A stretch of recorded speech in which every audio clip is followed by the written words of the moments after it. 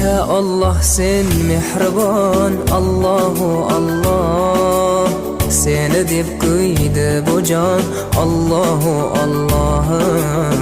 Senga muhtoj bor inson, Allahu Allah. Olamlarning Robbisin, Allahu Allah. Mu'minlarning panohi, Allahu Allah. Yuragimning sultoni, Allahu Allah. Hidoyat ayla bizga, Allahu Allah.